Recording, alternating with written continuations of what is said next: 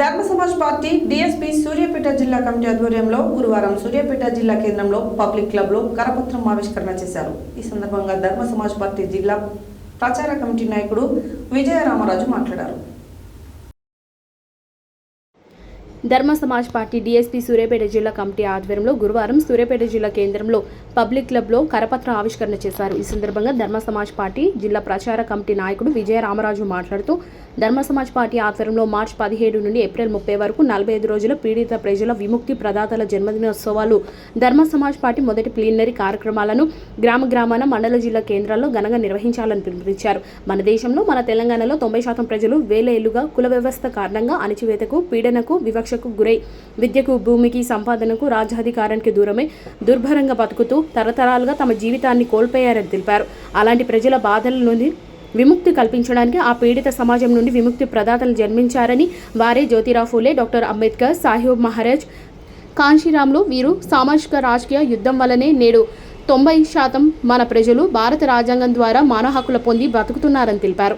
ఈ కార్యక్రమంలో ధర్మ సమాజ్ పార్టీ జిల్లా ప్రచార కమిటీ నాయకుడు విజయరామరాజు, కొండమీది శ్రీనివాస్, దాసరి బాలస్వామి, అబిర్నేర్ల నాగేంద్రబాబు, పేర్ల శ్రీనివాస్, సైదులు, రమేష్, అంబేద్కర్ పాల్గొన్నారు.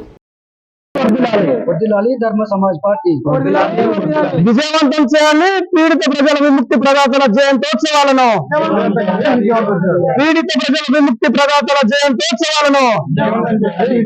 విజయవంతం చేయాలి. మహాత్మా జ్యోతిరావు ఫూలే, కాంశీరామ్, అంబేద్కర్ జయంతోత్సవాలను వర్ధిల్లాలి. విశారదన్ మహారాజు నాయకత్వం వర్ధిల్లాలి. శ్రీ విశారదన్ మహారాజు నాయకత్వం.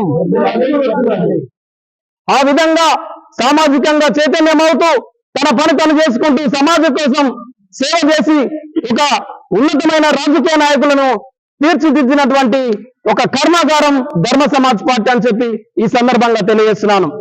అదేవిధంగా మరి ఈ జయంతోత్సవ కార్యక్రమాలన్నిటినీ తెలంగాణ రాష్ట్రంలో ఉన్నటువంటి బీసీ, ఎస్సీ, ఎస్టీ, మైనార్టీ, పేద, డిఎస్సీ పేద ప్రజలందరూ విజయవంతం చేయాలని చెప్పి సవినంగా కోరుతున్నాం సూర్యాపేట జిల్లా ధర్మ సమాజ్ పార్టీ తరపున. మరియు అదేవిధంగా ఇంకొక విషయాన్ని ఇక్కడ మాట్లాడదలుచుకున్నాము. ఏంటంటే 12వ తారీఖున మన తెలుగు వెలుగు కార్యక్రమంలో ఆర్ఎస్ ప్రవీణ్ కుమార్ గారు విశారదన్ మహారాజ్ పై అన్యాయంగా, అనవసరంగా వ్యక్తిగత ఆరోపణలు చేస్తూ తను దూషించడం జరిగింది. మేమేమంటున్నామంటే వీరు విశారదన్ మహారాజు రాజకీయ సన్యాసం తీసుకోవాలి, ఈ తెలంగాణ రాష్ట్రాన్ని వదిలి వెళ్ళాలని చెప్పి ఆర్ఎస్ ప్రవీణ్ కుమార్ మాట్లాడుతున్నాడు. అయ్యా, ఆర్ఎస్ ప్రవీణ్ కుమార్ రాజకీయ సన్యాసం తీసుకోవాల్సింది విశారదన్ మహారాజ్ కాదు, మీరు తీసుకోవాలని చెప్పి ధర్మ సమాజ్ పార్టీ డిమాండ్ చేస్తుంది. ఎందుకంటే మీరు 20 సంవత్సరాలు 25 సంవత్సరాలు రాజభోగాలు అనుభవించి మీ ఉన్నతమైనటువంటి ఉద్యోగం చేసుకుంటూ ఉన్న క్రమంలో మీరు అగ్రకుల నాయకుడైనటువంటి ఉమ్మడి ఆంధ్రప్రదేశ్ ఉన్నప్పుడు చంద్రబాబు నాయుడు దగ్గర కాళ్ళ దగ్గర మోకరిల్లి మీ తమ్ముడు ప్రసన్న కుమార్ కు టీడీపీ నుంచి ఎమ్మెల్యే టికెట్ ఇప్పించుకున్నావు, నువ్వు అగ్రకుల దగ్గర మోకరిల్లాం.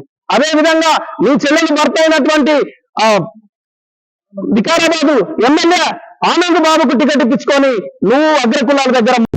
యావత్తు తెలంగాణ ప్రజానికానికి బహుజనవాదాన్ని ప్రేమించే బహుజనులందరికీ జై భీమ్, జై భారత రాజ్యాంగం. నిన్న జరిగిన ప్రెస్ మీట్ లో ప్రవీణ్ కుమార్ సారు విశారదన్ సార్ పైన వ్యక్తిగత విమర్శ చేయడం జరిగింది. ఈ వ్యక్తిగత విమర్శ మానుకొని మీరు వెంటనే ధర్మ సమాజ్ పార్టీ కార్యకర్తలందరికీ మీరు బేజారత్తుగా క్షమాపణ చెప్పాలి. ఎందుకంటే మేము రేబోలుగా తయారైన మాట ఆయన చెప్పే వాదం. మేము సిద్ధాంతం బేస్డ్ మీద పనిచేస్తుంటే కాంశీరామ్ గారి పని విధానం మీద పనిచేస్తున్న కార్యకర్తలను పట్టుకొని మీరు అన్యాయంగా, అక్రమంగా మీరు మాట్లాడటం అనేది మీ స్థాయికి తగదిది. మిమ్మల్ని నేను ఒక క్వశ్చన్ అడుగుతున్నా.